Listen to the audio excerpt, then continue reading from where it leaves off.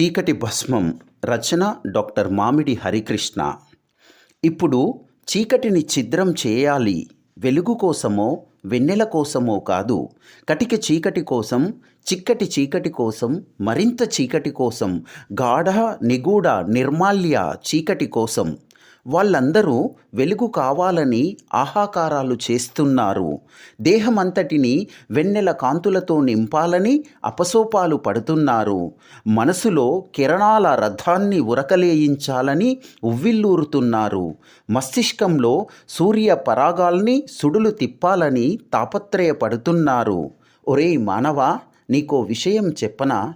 వెలుగు చీకట్ల విచక్షణ మొత్తంగా నీ దేహానిది కాదు కదా. పాదానికి పెదాలకి వెలుగు చీకట్ల భేదభావం ఏమీ లేదు కదా. చీకటి చూపు అంటే కంటి చూపు మాత్రమే. కటి భాగానికి ఎగువనైనా దిగువనైనా చీకటి గురించిన స్పృహ అసలే లేదు కదా. ఒక్క కంటికే తప్ప మరే కణానికి ఈ ఎరుక రాదు కదా. కంటికి గంతలు కట్టిన వేళ, కనురెప్పలను ఆర్పిన లిప్తవేళ, కన్నులను శాశ్వతంగా మూసిన వేళ మాత్రమే చీకటి సోయి, వెలుగు హాయి.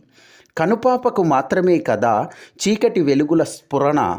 రెటీనాకు మాత్రమే కదా వెలుగు వర్ణాల ధారణ. అందుకే ఇప్పుడు కనురెప్పలు తెరిచిన వేళల, కనుపాపలు విప్పారిన వేళల సైతం చీకట్లను చూడాలి. చీకటి తెరలను చూపులతో స్పృశించాలి. ఇప్పుడు చీకటిని ఛిద్రం చేయాలి, చిత్రంగా మలచాలి, చిత్రిక పట్టాలి. చీకటిని భగ్నం చేయాలి, అవిఘ్నంగా మలచాలి, నిమగ్నం చేయాలి. ఒక్క కంటికి మాత్రమే కాదు, దేహమంతటా చీకటి వెలుగుల సోయి సోకాలంటే కనుపాపలలో సైతం చీకటి వనాలను నాటాలి. మూడో కంటిలో కూడా చీకట్టను పూయించడం కోసం చీకటి భస్మాన్ని భృకుటి మీద పూసుకోవాలి. చీకటి రేఖలతో నుదుటి మీద కొత్త రాత రాసుకోవాలి.